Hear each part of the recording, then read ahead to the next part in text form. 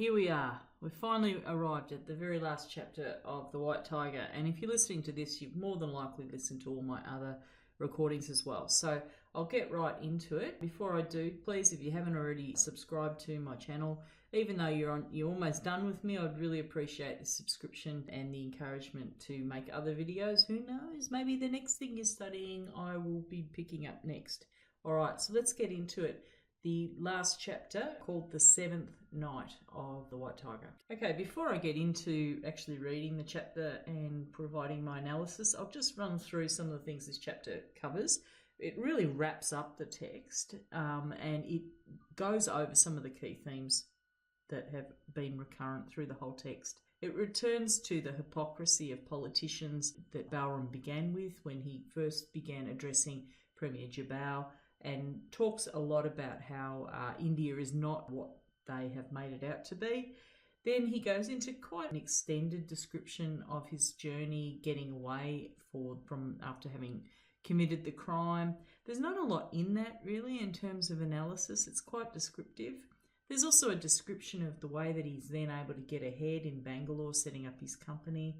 And from there, it goes into an extended example of the kind of man that Balram wants to be and is becoming as a wealthy person and an employer, a master in Bangalore. And now that he's rich, how is he going to treat people? And there's an extended example there which actually cuts into that moment earlier in the text where Balram describes rushing out to attend to some business overnight. We get to find out what that business was, and it does cast Balram in a fairly good light. There is quite a lot of discussion of corruption in India, particularly corruption of the police, and Balram's distaste for that corruption, disgust for it in fact, but actually his ability and willingness to work with it, but really because he's got no other choice. There's a discussion of his sense of moral culpability for murdering Ashok and the results for the rest of his family. He does clearly state that he feels it was wrong, but morally wrong, but also that he doesn't regret it, that he feels that to live as he had lived was impossible for him. And he also reflects on his relationship with his nephew Dharam as that's developing over time, and then moves into a discussion of the world, really, and India, its place in the world, China, its place in the world, the Western economies. Where does Balram see the world heading in the next 20, 30, 50 years? Is this going to be, the 21st century going to be the Asian century? And in fact, he says that in his view it is, that white people are on the way out and that the world is going to be taken over by, as he calls them, yellow and brown people from China and India. He also reflects on India and its future. Is it going to change for the better? He wonders and hopes that the technological revolution in Bangalore might actually help Indian people achieve a better life. And he also hopes that he himself is able to improve the lives of poor people in India. So he really does take that perspective of wanting society to improve, and not just for him to be making money and feathering his own nest. He really is interested in people's lives being better and what it will take for that. There's some discussion of whether it's possible for India to have some kind of revolution for poor people to change their own lives, and he's somewhat negative and pessimistic about the possibility of that, but still it's there, that desire to improve things. So I'm just going to get into the reading now, and I've highlighted quotes and I'll talk about things as I go. Can you hear that, Mr. Jabal? I'll turn it up for you. The Health Minister today announced a plan to eliminate malaria in Bangalore by the end of the year. He has instructed all city officials to work without holiday until malaria is a thing of the past. 45 million rupees will be allocated to malaria eradication. In other news, the Chief Minister of the state today announced a plan to eliminate malnutrition in Bangalore in 6 months. He declared that there would not be one hungry child in the city by the end of the year. All officials are to work single-mindedly towards this goal, he declared. 500 million rupees will be allocated for malnutrition eradication. In other news, the Finance Minister declared that this year's budget will include special incentives to turn our villages into high-technology paradises. This is the kind of news they feed us on. All India radio, night after night, and tomorrow at dawn it'll be in the papers too. People just swallow this crap. Night after night, morning after morning. Amazing, isn't it? So this is all sarcasm. And as he began in that first chapter, the first night, talking about the Indian paradise and how it's presented by politicians to visitors, and that that there is a reality which he's just gone and shown us that is quite different. But enough of the radio; it's turned off. Now let me look up to my chandelier for inspiration.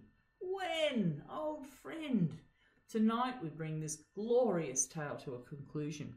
As I was doing my yoga this morning, that's right, I wake up at 11 in the morning every day and go straight into an hour of yoga. I began reflecting on the progress of my story and realised that I'm almost done. All that remains to be told is how I changed from a hunted criminal into a solid pillar of Bangalorean society. So a pillar of, what they mean by a pillar of society is that you, like a pillar in a building, that you are solid and strong, and that you are respected, and that you hold up that society. So he's saying that that's the kind of person he is now in Bangalore, is respected and solid and strong and important. Incidentally, sir, while we're on the topic of yoga, may I just say that an hour of deep breathing yoga and meditation in the morning constitutes the perfect start to the entrepreneur's day. How I would handle the stresses of this fucking business without yoga, I have no idea. Make yoga a must in all Chinese schools. That's my suggestion. But back to the story now. And I think that's the part of the humour in this text. It's, we've got this murderer talking about how he's now into yoga, and it's just amusing and quite funny. First, I want to explain one thing about a fugitive's life. Being a man on the run isn't all about fear. A fugitive is entitled to his share of fun too.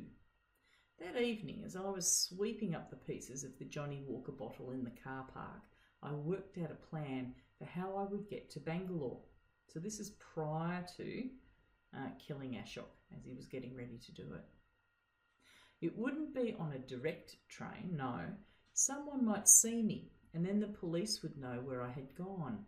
Instead, I would transfer myself from train to train, zigzagging my way down to Bangalore.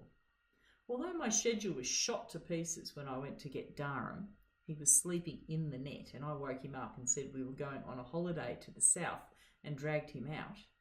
And it was hard to keep my red bag in one hand and Dharam in the other hand, for the train station is a dangerous place for a little boy, lots of shady characters around. Still, I began to move in this zigzag way south from Delhi. And, I love the way he's just talking about shady characters who might hurt Dharam when he's, just committed a murder. So this is humour here that works quite well, I think. On the third day of travelling like this, red bag in hand, but also I think the fact that he is looking after this little boy, and it really humanises him in a way as well. Or he's humanising himself, because he's an unreliable narrator, meaning he could be telling us anything, and he's trying to paint himself in a good light. But then who's he writing this to? He's not really writing it to Wen Jabal. He's not going to send these letters. So if he's fooling anyone, he's fooling himself. I've never really bought that unreliable narrator story. This for me, Balram, he's telling his story fairly honestly, in my view. Having read this over and over again. On the third day of travelling like this, red bag in hand, I was at Hyderabad waiting in line at the station tea shop to buy a cup of tea before my train left. Dharam was guarding the seat in the compartment. There was a gecko just above the tea shop, and I was looking at it with concern, hoping it would move before it was my turn to get tea. The gecko turned to the left. It ran over a large piece of paper posted on the wall. It stood still for a moment like that, then darted to the side. That large piece of paper on the wall was a police poster. My police poster. It had already arrived here. I looked at it with a smile of pride, a smile that lasted just a second. For some bizarre reason, you'll see how sloppily things get done in India. My poster had been stapled to another poster of two guys from Kashmir, two terrorists wanted for bombing something or another. You'd almost think, looking at the posters, that I was a terrorist too. How annoying. I realised that I was being watched. A fellow with his hands behind his back was looking at the poster and at me most intently. I began to tremble. I edged away from the poster, but I was too late. The moment he saw me leaving, he ran up to me, caught my wrist, and stared at my face. Then he said, "What's it say? That poster you're reading? Read it for yourself." "Can't." Now I understood why he had come running. It was the desperation of an illiterate man to get the attention of a literate man. From his accent, I knew he was from the darkness too. "It's the wanted men list for this week," I said. "Those two are terrorists from Kashmir." "What did they do?" "They blew up a school. They killed 8 children. And this fellow, the one with the moustache," he tapped my photo with a knuckle in his right hand, "he's the guy that caught them." "How did he do that?" To create the illusion that I was reading the printing on the wall, I squinted at the 2 posters and moved my lips. "This fellow is a driver. Says here he was in his car and these 2 terrorist guys came up to him. Then says he pretended he didn't know they were terrorists and took them for a ride around Delhi in his car. And then he stopped the car in a dark spot and smashed a bottle and cut their necks with it." I slashed 2 necks with my thumb. "What kind of bottle?" "An English liquor bottle. They tend to be pretty solid." "I know," he said. "I used to go to the English liquor shop for my master every Friday. He liked Smurfone."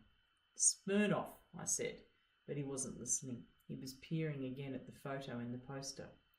Suddenly he put his hand on my shoulder. "You know who this fellow in the poster looks like?" "Who?" I asked. He grinned. "Me." I looked at his face and at the photo. "It's true," I said, slapping him on the back. "I told you it could be the face of half the men in India."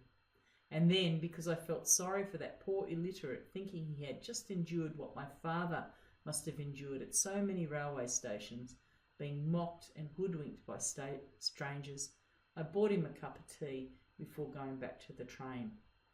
And that's just another Balram being not such a bad bloke example. "Sir, I am not a politician." Here he's talking to Winjabal. "Sir, I am not a politician or a parliamentarian, not one of those extraordinary men who can kill and move on as if nothing has happened. It took me 4 weeks in Bangalore to calm my nerves." Now here he's talking about, he's comparing himself in a sense to those who wield power in India, and later on he directly says, "I'm sure that not one of these people has made it to the top without being responsible for the death of someone." And he's here talking about how he did not get through this experience. He did not get through this experience without some fear and anxiety, and that he did suffer from the stress of the experience afterwards. For those 4 weeks, I did the same thing again and again. I left the hotel, a small seedy place near the train station that I had taken after leaving a deposit of 500 rupees, every morning at 8, and walked around with a bag full of cash in my hands for 4 hours. I dared not leave it in the hotel room before returning for lunch. Dharam and I ate together. What he did to keep himself amused in the mornings I don't know, but he was in good spirits. This was the first holiday he had had in his whole life. His smiles cheered me up. Lunch was 4 rupees a plate. The food is good value in the south. It is strange food though, vegetables cut up and served in watery curries. Then I went up to my room and slept. At 4 o'clock I came down and ordered a pack of parlay milk biscuits and a tea, because I did not know yet how to drink the coffee. I was eager to try coffee. You see, poor people in the north of this country drink tea, and poor people in the south drink coffee. Who decided that things should be like this? I don't know, but it's like this. So this was the first time I was smelling coffee on a daily basis. I was dying to try it out, but before you could drink it, you had to know how to drink it. There was an etiquette, a routine associated with it that fascinated me. It was served in a cup, set into a tumbler, and then it had to be poured in certain quantities and sipped at a certain speed from the tumbler. How the pouring was to be done, how the sipping was to be done, I did not know. For a while, I only watched. It took me a week to realise that everyone was doing it differently. One man poured all the coffee into his tumbler at once. Another never used the tumbler at all. They're all strangers here, I said to myself. They're all drinking coffee for the first time. That was another of the attractions of Bangalore. The city was full of outsiders. No one would notice one more. And so this is I haven't really highlighted anything here, but it's about Balram's ability to watch and learn from, observing his environment. He's patient and carefully, works out what's going on before he makes his next move. I spent 4 weeks in that hotel near the railway station doing nothing. I admit there were doubts in my mind. Should I have gone to Mumbai instead? But the police would have thought of that at once. Everyone goes to Mumbai in films after they kill someone, don't they? Calcutta, I should have gone there. One morning Durham said, "Uncle, you look so depressed. Let's go for a walk." We walked through a park where drunken men lay on benches amid wild overgrown weeds. We came out onto a broad road. On the other side of the road stood a huge stone building with a golden lion on top of it. "What is this building, Uncle?" "I don't know, Durham. It must be where the ministers live in Bangalore." On the gable of the building I saw a slogan, "Government work is God's work." "You're smiling, Uncle." "You're right, Durham. I am smiling. I think we'll have a good time in Bangalore," I said, and I winked at him. I don't really understand that, I have to admit. I moved out of the hotel and took a flat on rent. Now I have to make a living in Bangalore. I had to find out how I could fit into this city. And you'll see there's not much that I've highlighted in this. As I said at the beginning, it's really very descriptive. It's interesting, but it's very descriptive. And so I'm just reading it. I tried to hear Bangalore's voice just as I had heard Delhi's. I went down MG Road and sat down at the Cafe Coffee Day, the one with the outdoor tables. Now, I did actually look up a lot of the references in this novel. You can just look them up on the internet and find out a little bit more about them. Cafe Coffee Day is a chain of coffee shops, a bit, I imagine, like Starbucks or something along those lines. And cool. And if you look at read this thing here, there's India's favourite hangout for coffee and conversation. So it's kind of cool and modern. And Bangalore, the youth and the young at heart immediately took to the cafe, and it continues to be one of the most happening places in the city. So it's a cool hangout spot for people and part of the new India. Now, Balram goes on to say that he sits at the Cafe Coffee Day in NG Road, the one with the outdoor tables. So I thought perhaps it was this one here or maybe this one here. So I do think it's interesting to have a look at these places he mentions in the novel and do a bit of research. I went down to MG Road and sat down at the Cafe Coffee Day, the one with the outdoor tables. I had a pen and a piece of paper with me and I wrote down everything I overheard. So again, there's that listening that he does and he's learning from his environment. I completed that computer program in 2.5 minutes. An American today offered me $400,000 for my startup, and I told him that's not enough. Is Hewlett-Packard a better company than IBM? So what are we learning from these things here? We're learning that this is high tech. We're learning that there's money here to be made by, with startup companies and selling them off. We're learning that these high-end Western businesses, Hewlett-Packard, IBM, are all kind of involved in this in this city. Everything in the city, it seemed, came down to one thing: outsourcing, which meant doing things in India for Americans over the phone. Everything flowed from it: real estate, wealth, power, sex. So I would have to join this outsourcing thing one way or the other. So I'm going to highlight that. Everything outsourcing, and I highlight that because I didn't do it the way. Outsourcing. Doing things in India for Americans over the phone. I'm just going to keep that for my collection of quotes as well. The next day, I took an auto rickshaw up to Electronic City. And these are auto rickshaws. They're little motorcycle, a bit like your tuk-tuks that you get in Thailand. Little motorcycle with a cab on it. And this is the Electronic City. You'll see it's really high tech, lots of big buildings, blah, blah, blah, blah, blah, very modern, lots of interesting stuff there. He goes on to say he sits under a banyan tree, and I had a look for a banyan tree and I couldn't find one, but I imagined it'd be something like this that he's going on to sit under. I found a banyan tree by the side of the road and I sat down under it. I sat and watched the buildings till it was evening, and I saw all the SUVs racing in. And then I watched until 2 in the morning when the SUVs began racing out of the buildings. And I thought, that's it. That's how I fit in. Let me explain, Your Excellency. See, men and women in Bangalore live like the animals in a forest do. Sleep in the day and then work at night until 2, 3, 4, 5 o'clock, depending, because their masters are on the other side of the world, in America. Big question, how would the boys and girls especially, get home to the workplace in the late evening and then get back home at 3 in the morning? There is no night bus system in Bangalore, no train system like in Mumbai. The girls would not be safe on buses or trains anyway.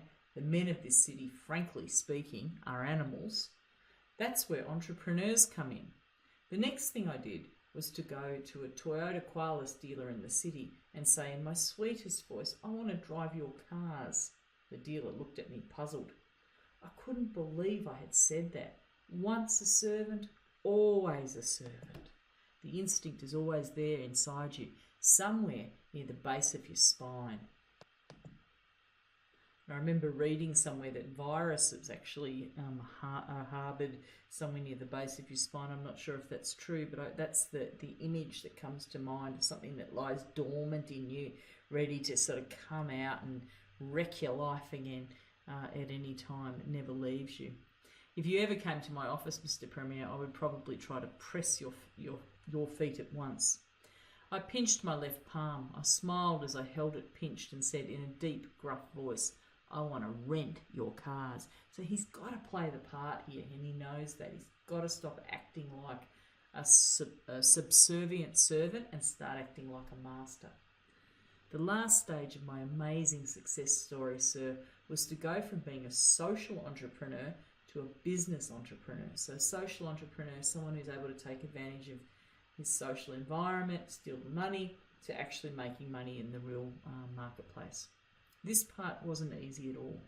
I called them all up, one after the other, the offices of all of the outsourcing companies in Bangalore. Did they need a taxi service to pick up their employees in the evening? Did they need a taxi service to drop off their employees late at night? And you know what they all said, of course? One woman was kind enough to explain. You're too late.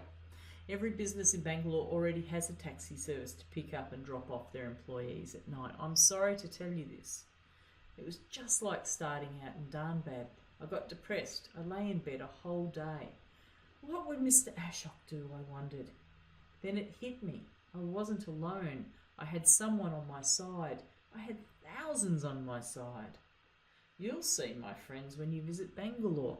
Fat, paunchy men swinging their canes on Brigade Road, poking and harassing vendors and shaking them down for money. I'm talking of the police, of course. Now, harassing vendors and shaking them down for money. This means they're actually going up to shopkeepers and, intimidating them, getting money out of them, like a protection racket where, you give me money and I'll make sure you're protected, or I won't do anything to hurt you. So these fat, paunchy men swinging their canes are the police. The next day I paid a local to be a translator. I'm sure that the people of the north and the south in my country speak different languages, and went to the nearest police station. In my hand I had the red bag. I acted like an important man and made sure the policemen saw the red bag by swinging it a lot, and gave them a business card I had just had printed. Then I insisted on seeing the big man there, the inspector. At last they let me into his office. The red bag had done the trick. The big man sat at a huge desk with shiny badges on his khaki uniform and the red marks of religion on his forehead. Behind him were 3 portraits of gods, but not the one I was looking for. Oh, thank God, there was one of Gandhi too. It was in the corner, with a big smile and a namaste. I handed him the red bag. He opened it cautiously. I said via the translator, "Sir, I want to make a small offering of my gratitude to you." It's amazing. The moment you show cash, everyone knows your language. Gratitude for what? The inspector asked in Hindi, peering into the bag with one eye closed. For all the good you are going to do me, sir. He counted the money. 10,000 rupees. Heard what I wanted. Now 10,000 rupees I make out to be, not much, about $150, I'd say. And asked for double. I gave him a bit more and he was happy. I tell you, Mr. Premier, my poster was right there, the one that I had seen earlier, the whole time I was negotiating with him, the wanted poster with the dirty little photo of me. 2 days later, I called up the nice woman at the internet company who had turned me down and heard a shocking tale. Her taxi service had been disrupted. A police raid had discovered that most of the drivers did not have licenses. So this is that shaking down that, he's paid more than the other guys. "I'm so sorry, madam," I said. "I offer you my sympathies. In addition, I offer you my company, White Tiger Drivers." "Do all your drivers have licenses?" "Of course, madam. You can call the police and check." She did just that and called me back. I think the police must have put in a good word for me. And that was how I got my own, as they say in English, startup. I was one of the drivers in the early days, but then I gave up. I don't really think I ever enjoyed driving, you know. Talking is much more fun. Now the startup has grown into a big business. We've got 16 drivers who work in shifts with 26 vehicles. Yes, it's true, a few 100,000 rupees of someone else's money and a lot of hard work can make magic happen in this country. Put together my real estate and my bank holdings and I'm worth 15 times the sum I borrowed from Mr. Ashok. See for yourself at my website. See my motto, "We drive technology forward," in English. See the photos of my fleet, 26 shining new Toyota Koalases, all fully air-conditioned for the summer months, all contracted out to famous technology companies. If you like my SUVs, if you want one of your call centre boys and girls driven home in style, just click where it says "Contact Ashok Sharma now." Yes, Ashok. That's what I call myself these days. Ashok Sharma, North Indian entrepreneur settled in Bangalore. And so he's taken on Ashok's name. If you were sitting here with me under this big chandelier, I would show you all the secrets of my business. You could stare at the screen of my silver Macintosh laptop and see photos of my SUVs, my drivers, my garages, my mechanics, and my paid-off policemen. So the idea he owns these policemen with money. All of them belong to me. Munna, whose destiny was to be a sweet maker. You'll see photos of my boys too, all 16 of them. Once I was a driver to a master, but now I am master of drivers. Now this bit here, I've highlighted this because I think it's really important. I don't treat them like servants. I don't slap or bully or mock anyone. I don't insult any of them by calling them my family either. They're my employees, I'm their boss, that's all. So what he's talking about here is a modern employment relationship like most people in the West enjoy or are meant to enjoy. So he's contrasting this with his experience of being a virtual slave, and that he's not saying he's running a company which is where everybody's equal. He's the boss, but the employees are treated with dignity and so forth. I make them sign a contract and I sign it too, and both of us must honour the contract. That's all. If they notice the way I talk, the way I dress, the way I keep things clean, they'll go up in life. If they don't, they'll be drivers all their lives. I leave the choice up to them. When the work is done, I kick them out of the office. No chit-chat, no cups of coffee. A white tiger keeps no friends. It's too dangerous. Now, despite my amazing success story, I don't want to lose contact with the places where I got my real education in life. The road and the pavement. I walk about Bangalore in the evenings or in the early mornings just to listen to the road. So this is this theme that all his life he's listened to what's going on and tries to understand. One evening when I was near the train station, I saw a dozen or so manual labourers gathered together in front of a wall and talking in low tones. They were speaking in a strange language. They were the locals of the place. I didn't have to understand their words to know what they were saying. In a city where so many had streamed in from outside, they were the ones left behind. Meaning they're not getting a slice of the pie. They're not managing to get ahead in this new technological wonder city in India. They were reading something on that wall. I wanted to see what it was, but they stopped their talking and crowded in front of the wall. I had to threaten to call the police before they parted and let me see what they had been reading. It was a stenciled image of a pair of hands smashing its manacles. The great socialist is coming to Bangalore. In a couple of weeks he arrived. He had a big rally here and gave a terrific speech all about fire and blood and purging this country of the rich, because there was going to be no fresh water for the poor in 10 years because the world was getting hotter. I stood at the back and listened. At the end, people clapped like crazy. There was a lot of anger in this town, that's for sure. So I think this, the great socialist is not a character that Balram admires. He knows he's completely corrupt, but he also knows he's tapping into something. He's tapping into deep-seated anger among the poor for how their lives are being run by the rich, and also fear. And I think it's interesting because he says here in 10 years there'll be no fresh water in the country. Well, it is 10 years since this time, and the world is becoming increasingly concerned about global warming, and some of the way that some of the poorest people in the world are the ones who are going to suffer the most from it. Keep your ears open in Bangalore or in any city or town in India, and you will hear stirrings, rumours, threats of insurrection. Insurrection is rebellion against, rising up against the government violently. Men sit under lampposts at night and read. And that idea of reading, the idea that it can be subversive, and people, what are people reading? Are they reading things that give them a way forward? Men huddle together and discuss and point fingers to the heavens. One night will they all join together? Will they destroy the rooster coop? So he keeps coming back to this idea of this massive poor people talking, whispering, unhappy, it's stirring. Will they rise up and smash out of the system that they're in? And then he says, ha, meaning no. Maybe once in 100 years there is a revolution that frees the poor. And for what we think of Balram, this is something he wants. Remember earlier in the text, he stopped and he watched that documentary on Fidel Castro who led the revolution in Cuba.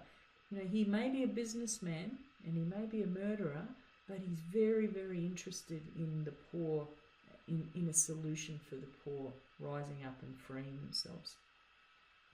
I read this in one of those old textbook pages people in tea stalls used to reap greasy samosas with. See, only 4 men in history have led successful revolutions to free the slaves and kill their masters, this page said. Alexander the Great, Abraham Lincoln of America, Mao of your country, and a 4th man. It may have been Hitler. I can't remember. Surely it wasn't Hitler. I think probably they were talking about Lenin in Russia, actually, I would say. But I don't think a 5th name is getting added to the list anytime soon. Could have also been Fidel Castro. An Indian revolution? No, sir, it won't happen.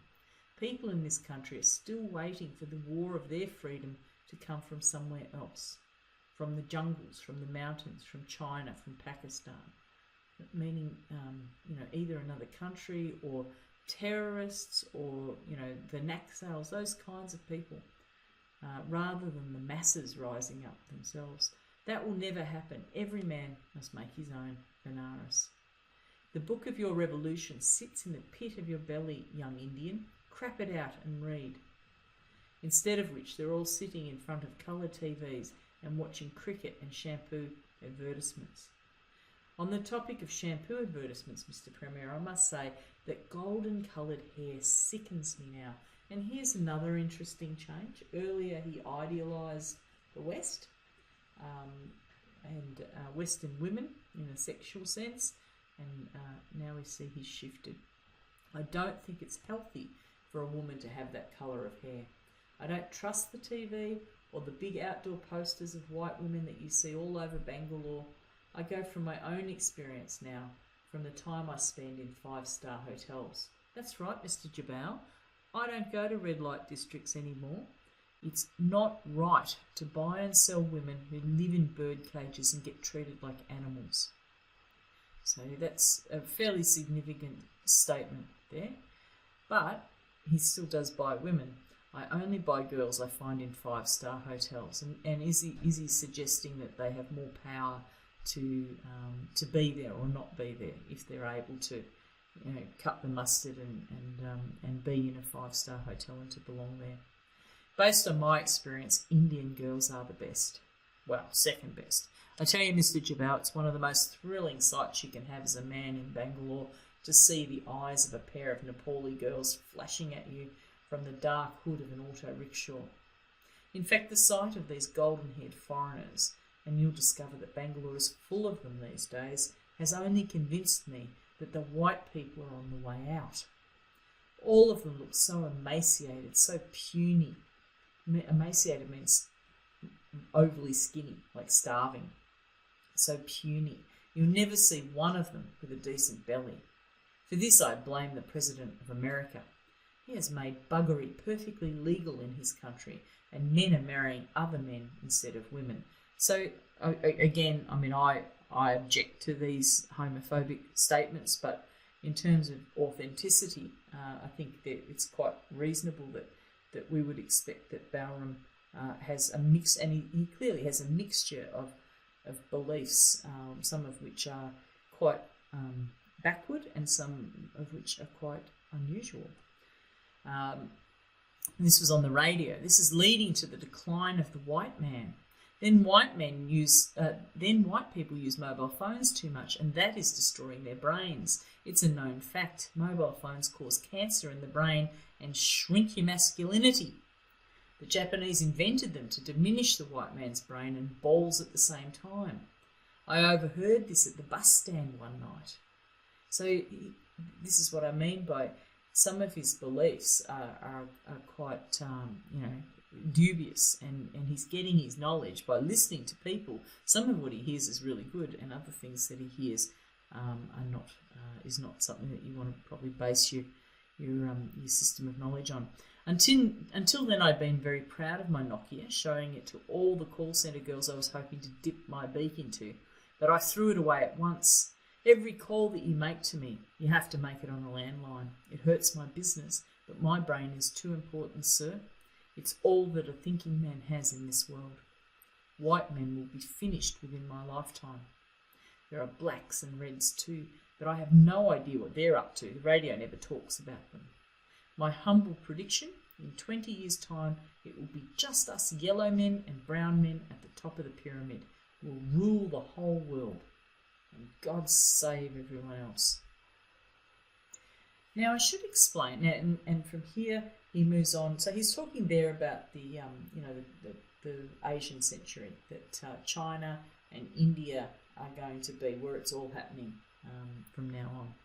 And then he shifts into, I mentioned before, he shifts into a long story about, to illustrate what kind of man he is as a master in Bangalore. Now I should explain about that long interruption in my narrative 2 nights ago. It will also allow me to illustrate the differences between Bangalore and Laxmanga. Understand, Mr. Jabal, It is not as if you come to Bangalore and find that everyone is moral and upright here. This city has its share of thugs and politicians. It's just that here, if a man wants to be good, he can be good. In Lex Manga, he doesn't even have this choice. That is the difference between this India and that India, the choice. So in the India of the light, Bangalore, you have the choice to be good if you're wealthy, whereas in Lex Manga, basically, it's even the rich, it's pretty much impossible even for the rich to do good there because it's dog eat dog. See, that night I was sitting here telling you my life story when my landline began to ring. Still chatting to you, I picked up the receiver and heard Muhammad Asif's voice. "Sir, there's been some trouble." That's when I stopped talking to you. "What kind of trouble?" I asked. I knew Muhammad Asif had been on duty that night, so I braced myself for the worst. There was a silence, and then he said, "I was taking the girls home when we hit a boy on a bicycle. He's dead, sir." "Call the police at once," I said. "But, sir, I am at fault. I hit him, sir." "That's exactly why you'll call the police." The police were there when I got to the scene with an empty van. The Koalas was parked by the side of the road. The girls were all still inside. There was a body, a boy, lying on the ground, bloodied. The bike was on the ground, smashed and twisted. Muhammad Asif was standing off to the side, shaking his head. Someone was yelling at him, yelling with the passion that you would only see on the face of the relative of a dead man. The policeman on the scene had stalled everyone. He nodded when he saw me. We knew each other well by now. "That's the dead boy's brother, sir," he whispered to me. "He's in a total rage. I haven't been able to get him out of here." I shook Muhammad Asif out of his trance. "Take my car and get these women home first of all." "Let my boy go," I told the policeman loudly. "He's got to get these people in their home. Whatever you want to deal with, you deal with me." "How can you let him go?" the brother of the dead boy yelled at the policeman. "Look here, son," I said. "I am the owner of this vehicle. Your fight is with me, not with this driver." He was following my orders to drive as fast as he could. The blood is on my hands, not his. These girls need to go home. Come with me to the police station. I offer myself as your ransom. Let them go. And we're meant to contrast this with the behaviour of Ashok and his family when Pinky Madam hit the boy and killed the boy earlier when Balram is blamed. So here, here Balram is taking responsibility for this event, and he's not blaming his driver. The first person who's off the hook is his own driver. Now, he is being shifty, and he is about to bribe the police, and he is about to get out of it all himself at the expense of the family, but then see what he does after that. The policeman played along with me. "It's a good idea, son. We need to register the case at the station." So at this point, the brother is being tricked. They're trying to get the roadside dispute moved into the police station where the police can better manage it and stop any witnesses to what then happens. While I kept the brother engaged by pleading to his reason and human decency, Muhammad Asif and all the girls got into my van and slipped away. That was the first objective, to get the girls home. I've signed a contract with their company and I honour all that I sign. I went to the police station with the dead boy's brother. The policeman on night duty brought me coffee. They did not bring the boy coffee. So here we have the hierarchy. Balram's being treated as a rich man, and the boy's family are totally not in his class at all, not treated with the same respect. He glared at me as I took the cup. He looked ready to tear me to pieces. I sipped. "The assistant commissioner will be here in 5 minutes," one of the policemen said. "Is he the one that's going to register the case?" the brother asked. "Because no one has done it so far." I sipped some more. The assistant commissioner who sat in the station was a man who I had lubricated often. Meaning, when you lubricate someone, you pay them money to make things move more easily, like when you lubricate an engine. He had fixed a rival for me once. So again, we've got evidence that Balram is not totally operating above board. Fixing a rival up, it's still pretty underhanded. He was the worst kind of man who had nothing in his mind but taking money from everyone who came to his office. Scum. So I think here that he sees a difference between himself, who will use the system, but is basically not out to hurt other people. And these kind of corrupt policemen who are just out for themselves. And he calls him scum, and then he says, but he was my scum. So Barham bought this guy. My heart lifted at the sight of him. He had come all the way to the station at night to help me out. There is honesty among thieves, as they say. He understood the situation immediately. Ignoring me, he went up to the brother and said, what is it you want? I want to file an FIR, the brother said. I want this crime recorded. What crime? The death of my brother by this man's, pointing a finger at me, vehicle. The assistant commissioner looked at his watch. My God, it's late. It's almost 5 o'clock. Why don't you go home now? We'll forget you were here. We'll let you go home. And this idea, we'll let you go home, meaning who's now the criminal in this situation? This guy must be starting to get a little bit nervous about what the police can do to him. And it's really interesting. I read a book called Beyond the Beautiful Forevers, Life and Death in a Mumbai Slum, which was basically, it was true, a true story based on research. And it was full of examples of this kind of corruption of the police, and situations being fixed up and people getting themselves into the most horrific trouble with the police when they were completely innocent just because they weren't paying off the right people. So this is definitely not an exaggeration of the kind of thing that can happen. This man's now behind closed doors. Barham's bought the police. He's now actually quite vulnerable. And Barham really could get away with just about anything. We could end up with this brother in prison if Barham wanted it to happen that way. We'll let you go home. What about this man? Will you lock him up first? The assistant commissioner put his fingers together. He sighed. See, at the time of the accident, your brother's bicycle had no working lights. That's illegal, you know. There are other things that will come out. I promise you, things will come out, meaning he'll find ways to pin this on the brother. The boy stared. He shook his head as if he hadn't heard correctly. My brother is dead. This man is a killer. I don't understand what's going on here. Look here, go home, have a bath, pray to God, sleep, come back in the morning. We'll file the FIR then, all right? The brother understood at last why I had brought him to the station. He understood at last that the trap had shut on him. Maybe he had only seen policemen in Hindi movies until now. Poor boy. This is an outrage. I'll call the papers. I'll call the lawyers. I'll call the police. The assistant commissioner, who was not a man given to humour, allowed himself a little smile. Sure, call the police. The brother stormed out, shouting more threats. The number plates will be changed tomorrow, the assistant commissioner said. We'll say it was a hit and run. Another car will be substituted. We keep battered cars for this purpose here. You're very lucky that your koalas hit a man on a bicycle. So that they've gone so far as to have battered cars that they can substitute to get the chosen people out of these situations. I nodded. A man on a bicycle getting killed, the police don't even have to register the case.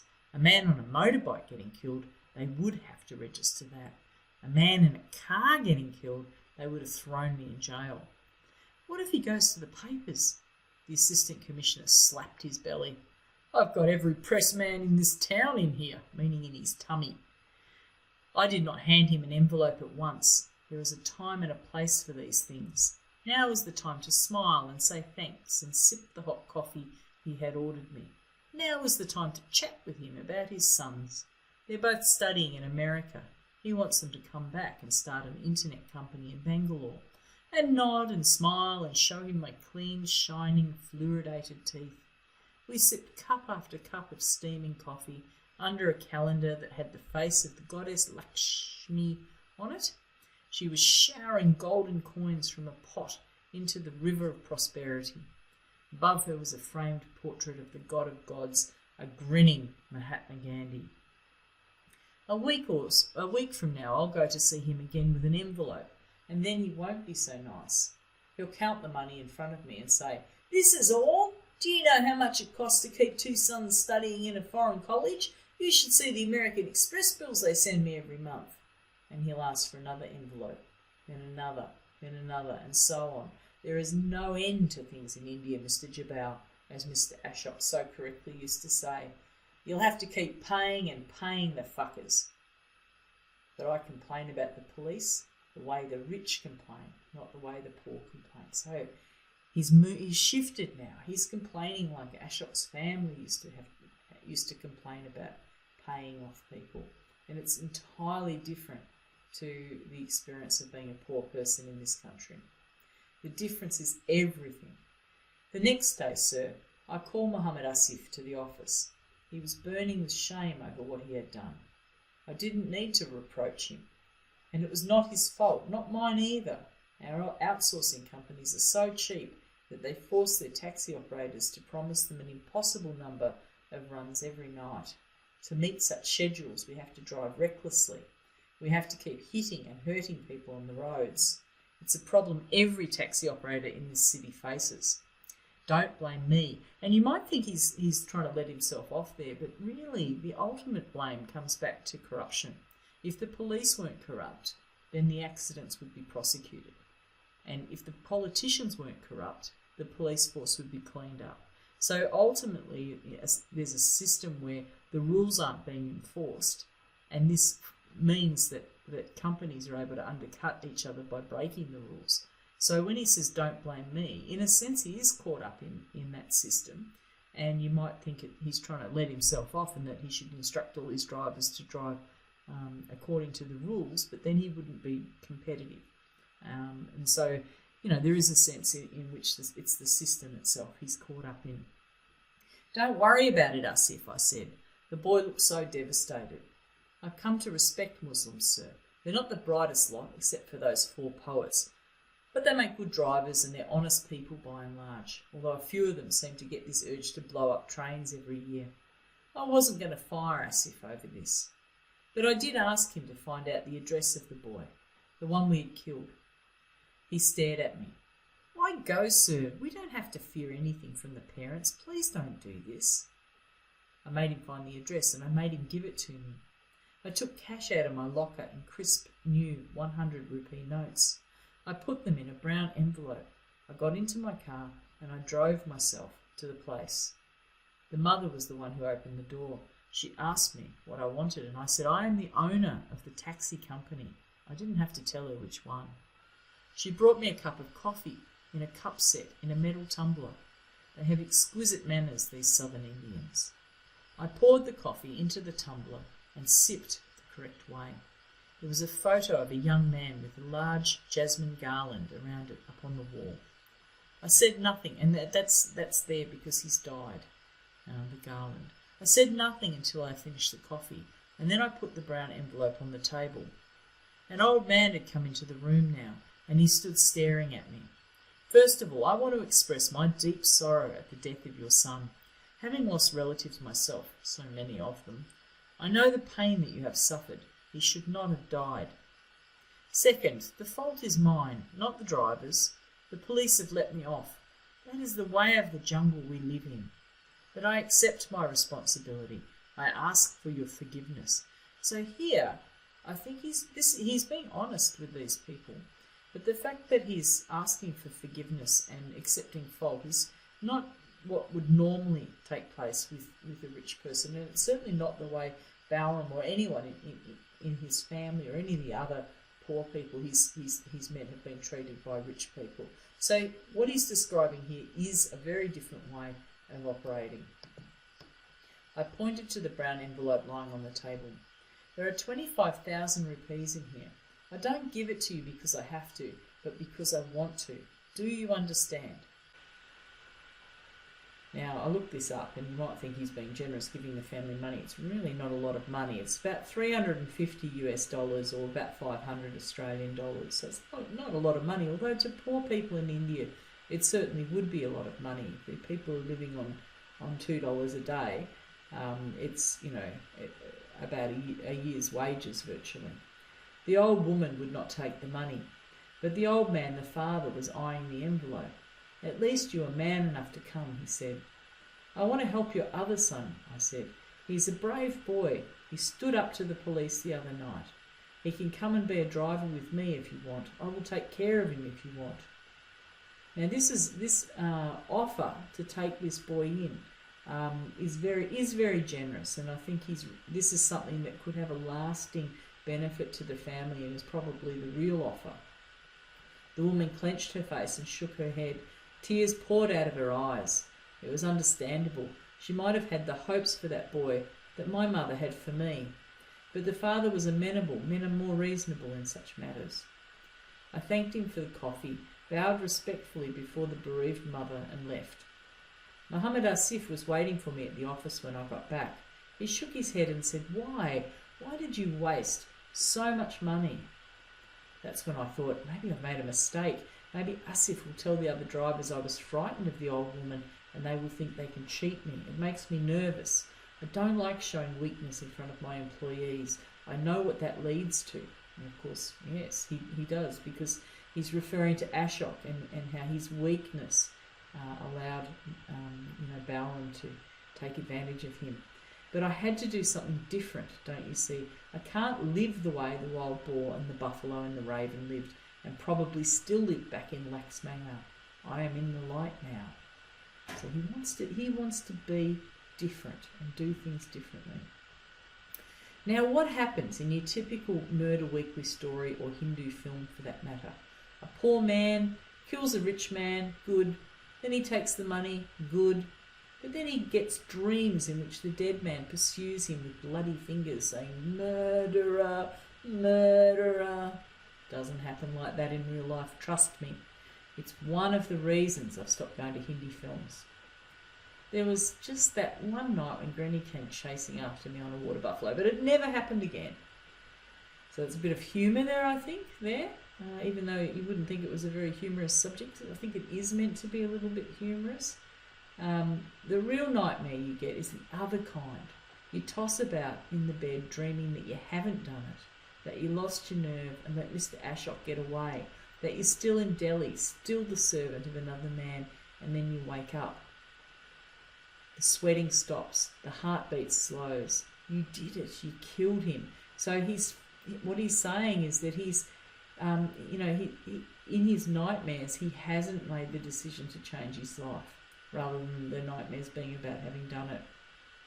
About 3 months after I came to Bangalore, I went to a temple and performed last rites there for all of them. Kusum, Kishan, and all my aunts, cousins, nephews and nieces. I even said a prayer for the water buffalo. Who knows who has lived and who has not? And then I said to Kishan and to Kusum and all of them, now leave me in peace. And they have, sir, by and large. One day I read a story in a newspaper, family of 17, murdered in North Indian village. My heart began to thump. 17? That can't be right. That's not mine. It was just one of those 2-inch horror stories that appear every morning in the papers. They didn't give a name to the village. They just said it was somewhere in the darkness near Gaya. I read it again and again. 17? There aren't 17 at home. I breathed out. But what if someone had children? I crumpled that paper and threw it away. I stopped reading the newspaper for a few months after that, just to be safe. Look, here's what would have happened to them. Either the stork had them killed, or had some of them killed and the others beaten. Now, even if by some miracle he, or the police, didn't do that, the neighbours would have shunned them. See, a bad boy in one family cast the village's reputation into the dust. So the villagers would have forced them out, and they'd have had to go to Delhi or Calcutta or Mumbai to live under some concrete bridge, begging for their food and without a hope for the future. That's not much better than being dead. What's that you say, Mr. Jabal? Do I hear you calling me a cold-blooded monster? There is a story, I think I heard it at a train station, sir, or maybe I read it on the torn page, that has been used to wrap an ear of roasted corn I bought at the market. I can't remember. It was the story of the Buddha.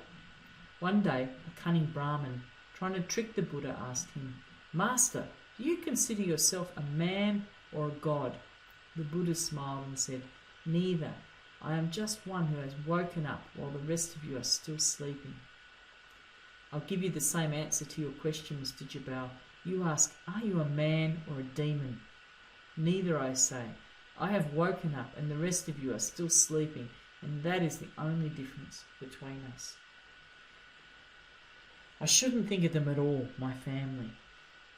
Dharam certainly doesn't. So he's saying here that he woke up and changed his life. He's neither a good man or an evil man. He just woke up and realised what needed to happen. And that's it. That's all there is to it. And it is difficult for him to think about his family, but he's going to sacrifice them anyway. Dharam certainly doesn't. He's figured out what's happened by now. I told him at first we were going on a holiday, and I think he bought it for a month or two. He doesn't say a word, but sometimes I see him watching me out of the corner of his eye. He knows.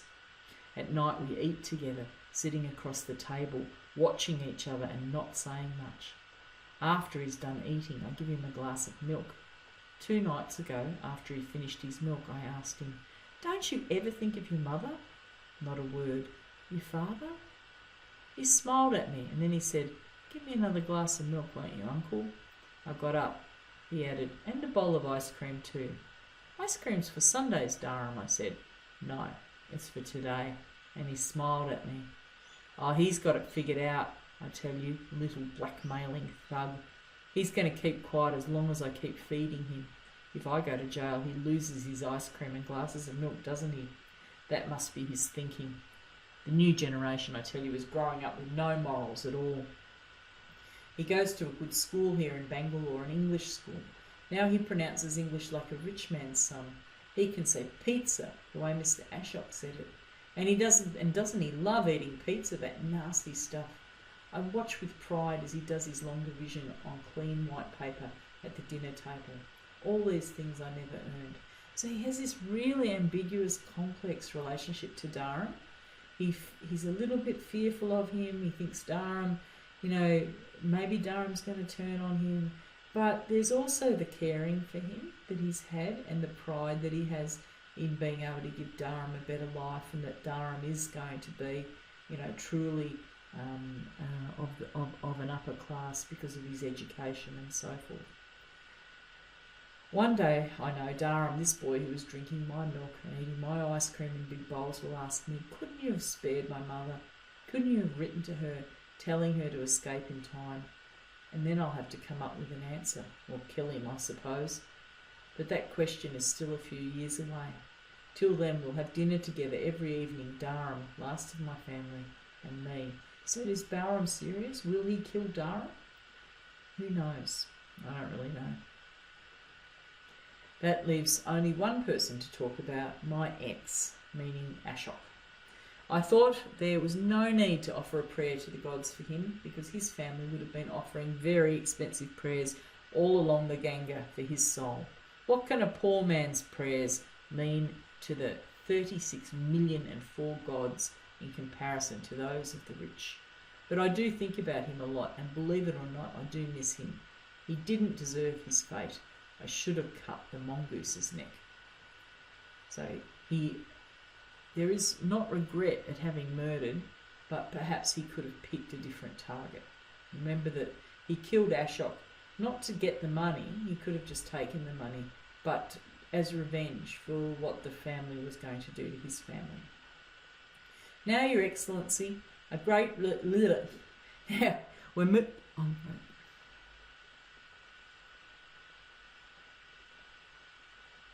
Now, Your Excellency, a great leap forward in Sino-Indian relations has been taken in the past 7 nights. Now, Sino-Indian means Chinese-Indian relations, has been taken in the past 7 nights. Hindi, chindi, bye bye, as they say. I have told you all that you need to know about entrepreneurship, how it is fostered, how it overcomes hardships, how it remains steadfast to its true goals, and how it is rewarded with the gold medal of success. Sir, although my story is done and my secrets are now your secrets, if you allow me, I would leave you with one final word.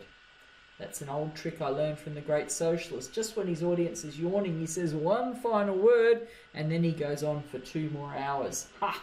And actually my son's principal's a little bit like that too. When I drive down Hosur Main Road, when I turn into Electronic City Phase 1 and see the companies go past, I can't tell you how exciting it is to me. General Electric, Dell, Siemens, they're all here in Bangalore, and so many more on the way. There is construction everywhere, piles of mud everywhere, piles of stones, piles of bricks. The entire city is masked in smoke, smog, powder, cement dust. It is under a veil. When the veil is lifted, what will Bangalore be like? So Bangalore is a work in progress. We don't know what it's going to be like. And there's this idea of the veil being lifted, and suddenly we'll see, voila, this is what we've got. Maybe it will be a disaster. Slums, sewage, shopping malls, traffic jams, policemen. But you never know. It may turn out to be a decent city where humans can live like humans and animals can live like animals. A new Bangalore for a new India. And then I can say that in my own way, I helped to make new Bangalore. Why not? Am I not part of all that is changing this country? Haven't I succeeded in the struggle that every poor man here should be making?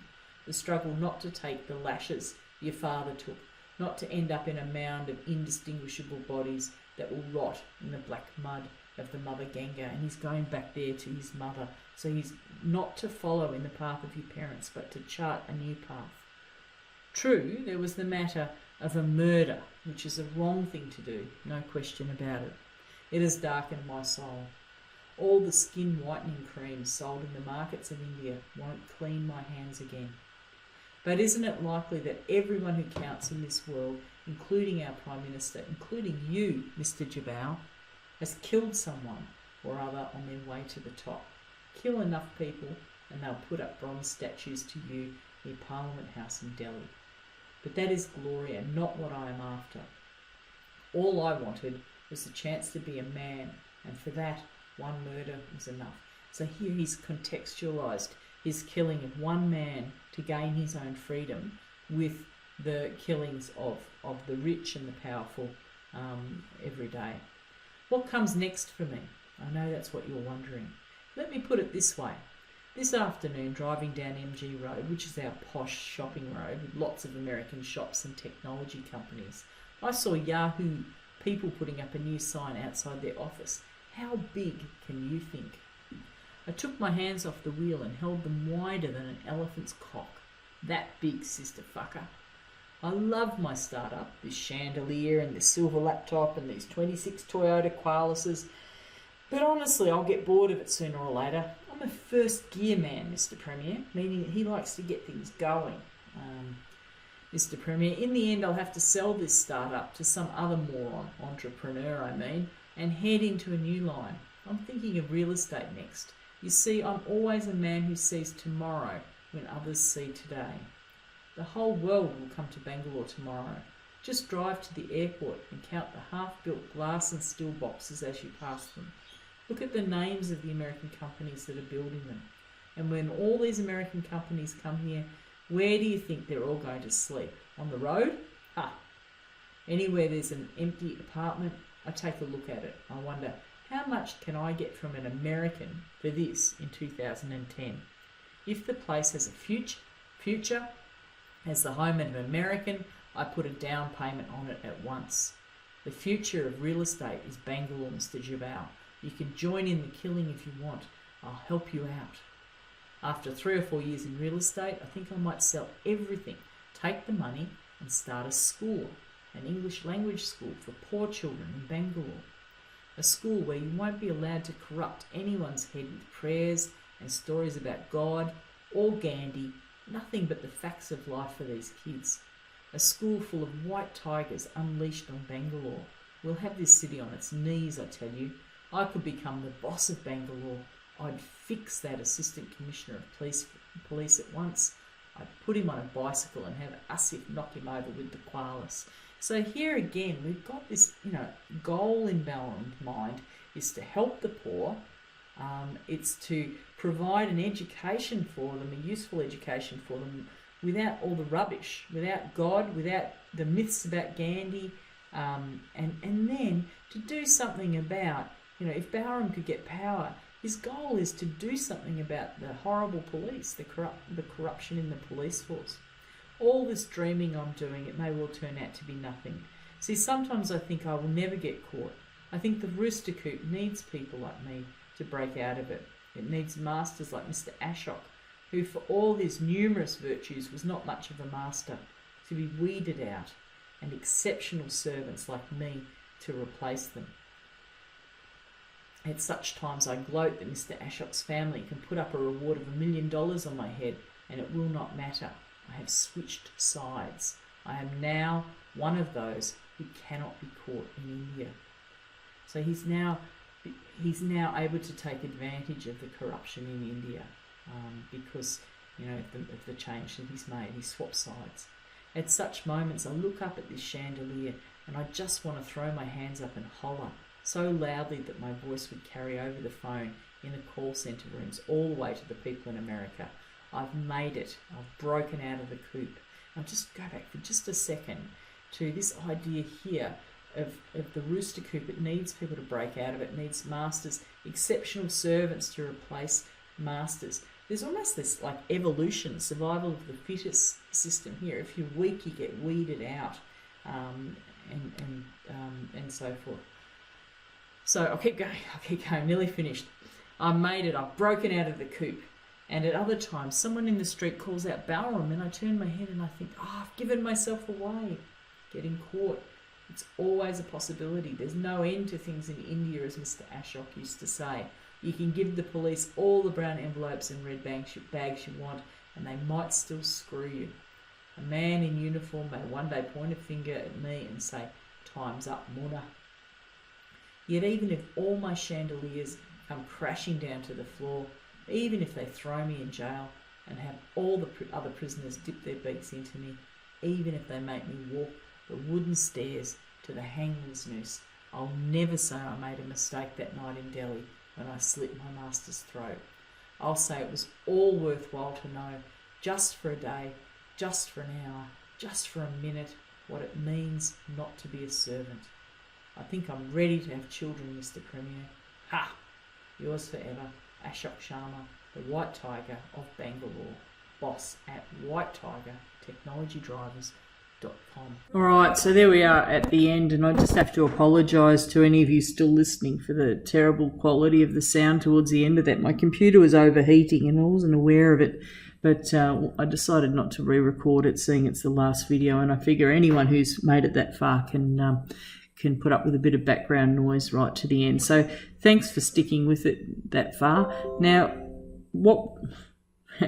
and I've overloaded my computer as well. Just the end of the text, I think Adiga is really reinforcing in these last few lines that Balram's story is about a struggle for freedom and to not be enslaved, and that it's not about being rich, and it's not a moral issue. It's his struggle to free himself from servitude that is his motivating factor. And the line, I think I am ready to have children, Mr. Premier, I think refers to the way that Indian society hands on ways of doing things to the young, and that each child becomes, what their parents have experienced. And Balram, was destined to live the life of a slave from the moment that he was born. And he's saying here that, now that I've broken with that, now I can have children because my children can follow in my destiny now, which is not to be a slave. And I think that's all that it means. Hope you've enjoyed my readings, and I really appreciate you hanging in there, and hope you've got a lot out of it. Do post me a comment or a like. I enjoy hearing from people, and subscribe to my channel so that you can stay in touch. All right, thanks guys. Bye.